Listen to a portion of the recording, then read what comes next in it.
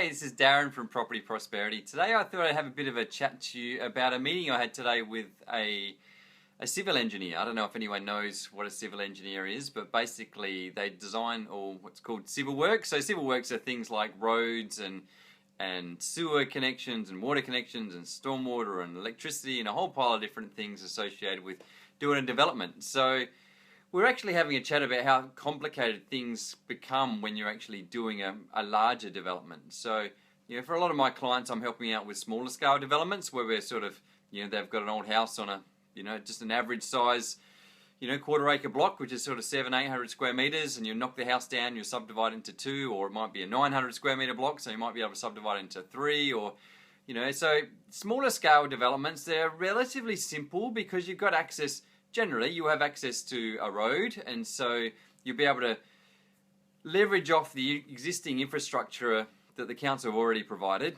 and then just reconnect up to that. So basically, if you're going to build two houses, it's just two new pipes coming off the existing sewer connection, or if it's three houses, three new pipes coming in the sewer connection. Even when you're doing one that's sort of 3 or 4 or 5, you can still almost use just pretty standard sort of plumbing to get from.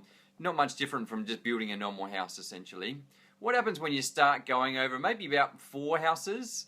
Then you start to have roadways, and then when you start to have a road, you got to try and work out what's how you got to get the services down that road. And at a certain point, you got to incorporate street lighting, and then you got to think about even little things, like what's going to happen with their bins. Where's the hey Dave, thanks for joining. Is the rubbish man going to have to drive down the road or not? And at a certain point in time, when it gets large enough, 5 or 6 or 7 or 8, houses on the one street that you're building, then it's becoming a public street at the end of the day. And so you start to put all of these requirements and all these obligations, and then you start to have a lot more effect on the existing infrastructure of the road. So you actually, of the council. So you start to find things like, are the existing stormwater services, in the street going to be big enough to be able to cope with, 8 extra houses? And is the sewer going to be big enough? And will they have to, electricity-wise, they're going to have to upgrade all the electricity capability because we've got, going from 1 house to 8 houses. So, and particularly when you start talking larger again, when you're talking, 40 or 50 or 100 or 200 lot subdivision, then you start to put in, whole new infrastructure. You might even have to, some cases where I've been involved in, you might actually have to look at putting in a whole new sewer plant, or maybe people have to, have their own power generation or their whole own, own sewer treatment within their own blocks. So it's something called an aerated sewer tank, like septic tank, that are actually, recycle the poop basically. And so it all gets really complicated when you start getting bigger and bigger. So me personally, I've probably got a preference for smaller scale developments, because then I can go out on site and almost, I've got to the point now I can get on Google Earth, have a quick look at the house, and I pretty much know what to expect without having to spend too much more time. Obviously before you go and spend any money, you're going to go out and have a good look at it and research all the government departments and put a lot more effort in before you put money into it. But pretty much you have a good idea what's going to happen before you get involved. But when you get into a larger scale development where you're building roads and infrastructure and upgrading all the electricity and water connections, you're starting to deal with working in with government departments. You're going to have a lot of designs for upgrading of all the systems and processes.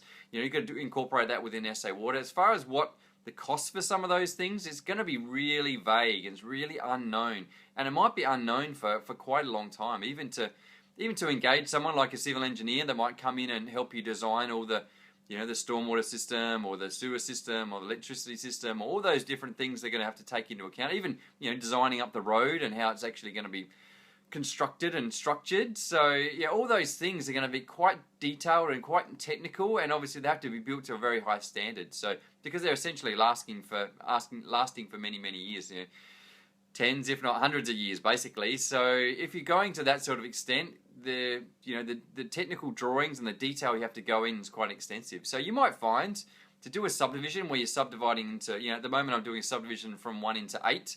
So we're having to build a public road and, having to deal with all those issues that I'm talking about.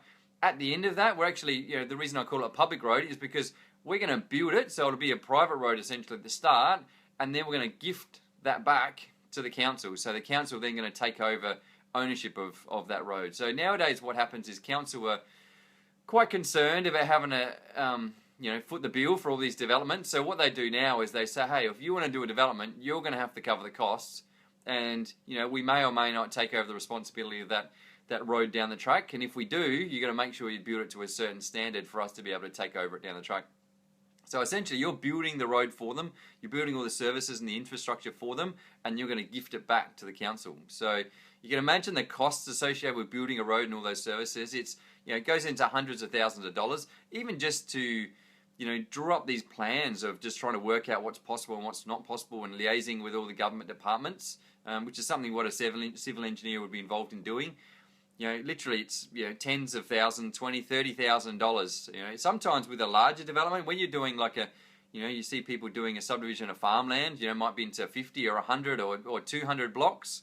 Literally they could spend $200,000 on just getting consultants and engineers and all the experts that come and give them advice and draw up plans and negotiating with council and all the different government departments. So you can spend a couple of $100,000 all before you know whether it's going to happen or not. So you can see it's a really expensive process. So you can see why, if you're doing subdivisions from 1 into 2, the numbers are pretty clear, to be honest. You have a really good idea. The government outlined what it's going to cost you as far as government costs. It's pretty clear what it's going to cost you as far as the surveyor costs and the conveyancing costs. Then it comes down to other things which you may not be aware of. Do we need retaining walls, or do we need extra services, or what's it going to cost to build the house, and we've got tree issues or easement issues and all those different things.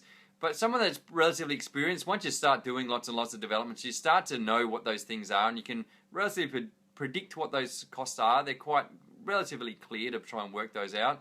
When you get to really large scale developments, it's almost a total guess. And so really what you have to do is, spend the money and do the research up front before you start, even contemplating doing the big developments. So that's why quite often you'll find for large scale developments, developers don't necessarily want to take a massive punt. So they might actually work in with the owner of the land. They either might do a joint venture where the owner of the land still owns the land, but the developer comes in and they work with it together. Or they might put something called either an option, or they might an option to purchase the property in the future, or they might sign a contract with stages of the purchase, essentially, meaning many of those stages might be getting approval from the council to make sure they're mitigating any risk associated. Because obviously if they're going to spend hundreds of thousands of dollars trying to get this approval through, you don't want to find out at the end of it that it gets knocked back and then suddenly you're stuck with a property you've spent millions of dollars to purchase. So that's one of the ways that on the large scale developments they try and mitigate those risks, is to be upfront with the owner up front, saying, hey, we want to buy your property, but we just don't want to take a massive risk. We're willing to spend hey, Ashley, thanks for joining. They're willing to spend the hundreds of thousands of dollars it's going to take to be able to investigate whether we can subdivide. But if we can't, unfortunately, we're not going to go ahead with the subdivision. And that's just the way it's going to work. So, hey, Alex, thanks for joining. And so, so now you can probably see why how complex it can be involved is doing a really large-scale development. You understand probably why smaller-scale developments can be a lot easier process and a lot simplified process, because the numbers are a lot clearer and the risks are a lot lower.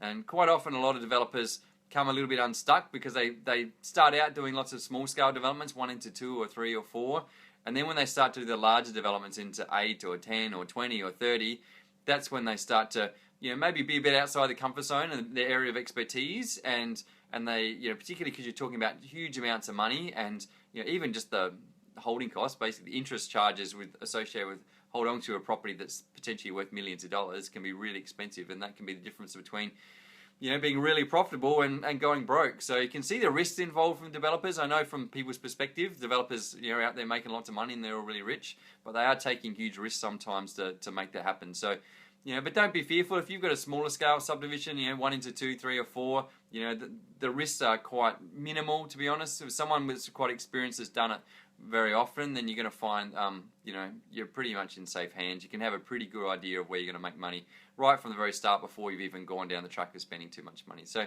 hopefully it made sense, and hopefully you've liked what I had to say. If you've liked what I had to say, then click on the like button. If you haven't liked what I had to say, then still click on the like button, because I really appreciate it.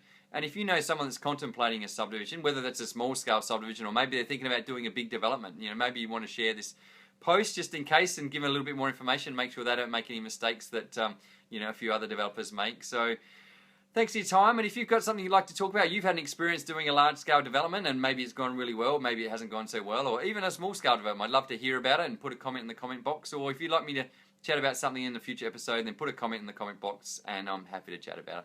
Thanks, guys. I look forward to talking again next time. Bye for now.